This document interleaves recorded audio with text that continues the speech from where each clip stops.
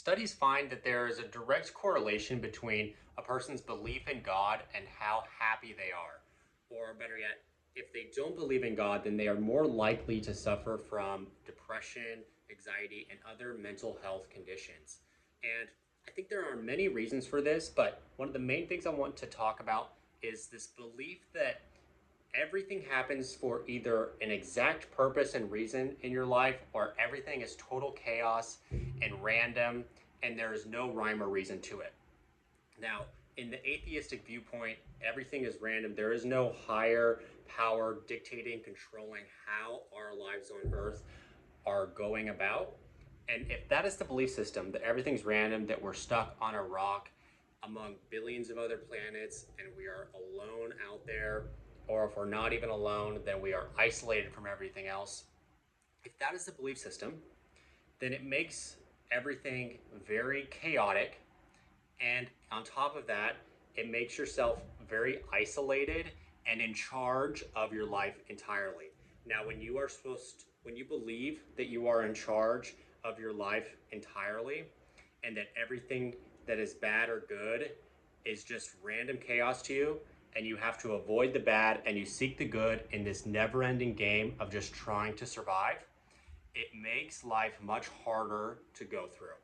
Now, if you think about dogs, for example, and when you have like a pack leader with the dogs, dogs will be aggressive or they'll have behavioral problems whenever they think that they have to be the leader of their pack.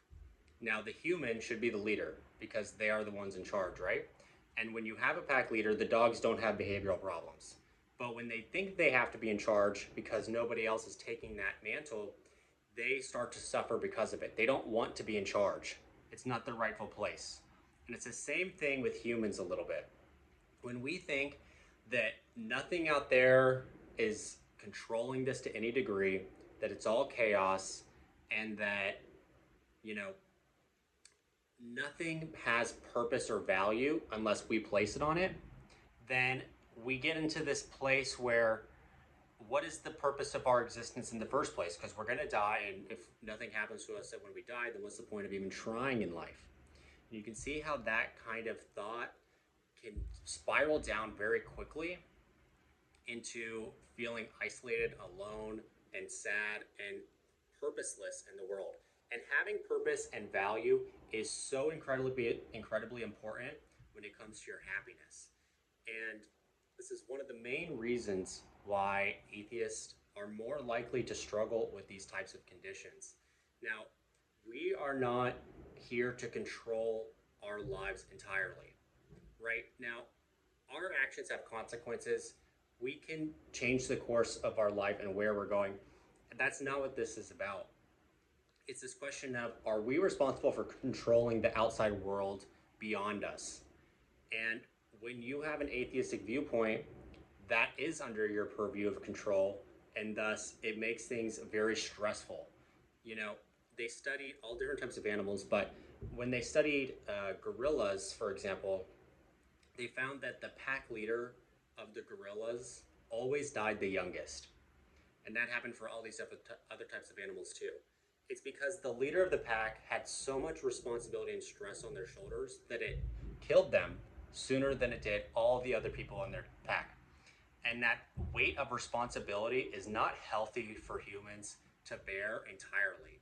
We need to be responsible for ourselves and our life, but beyond that, and what happens out in the world is not in our control. And thinking that it is in our control is a recipe for disaster, and it ages us and it stresses us and it kills us much quicker than if you believe, on the other hand, that right everything's happening for a purpose. It's all divinely orchestrated. I may not understand how it's making sense or why it's happening the way it is, but I believe that somebody more intelligent, more aware than I am, is controlling things, so I can rest in the driver's seat, in the passenger seat rather, and not try and control the wheel, right? And when that is the case, we get to have ease within our nervous system, which allows us to relax and enjoy the small things in life instead of worrying about all these grand concepts and these existential things when that is not meant for us to think about or handle in the first place.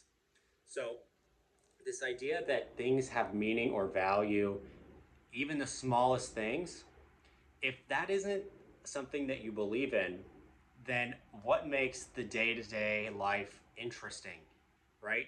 If it's not just about stimulation and entertainment, because those get boring very fast as you go through life.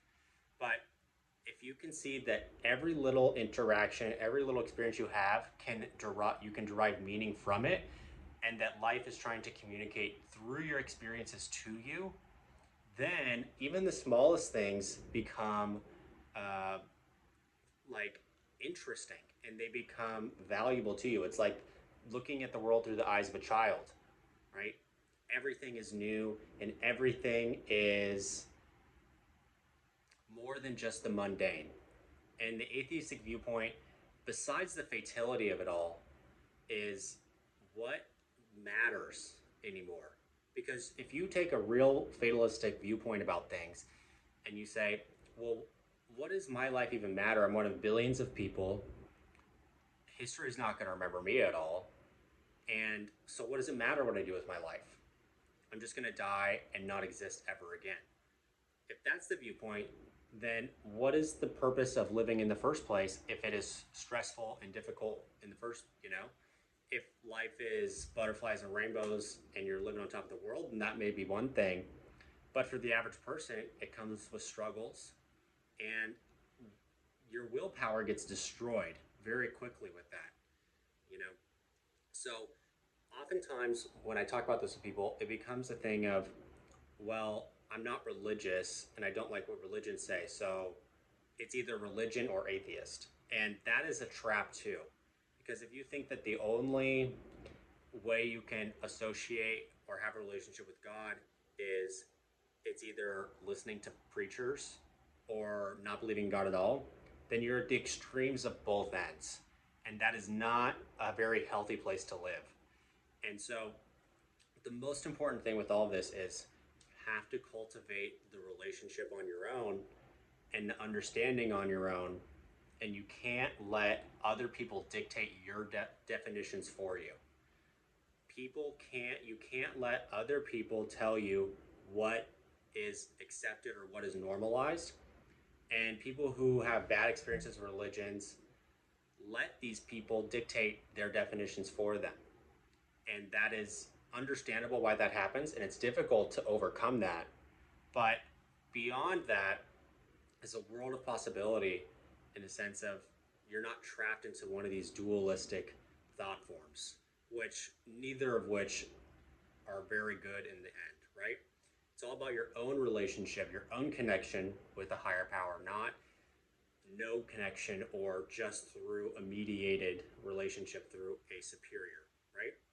So these are some of the reasons why there is a direct relationship between how much or how you believe in God, your relationship with it, and your predictive levels of happiness in life.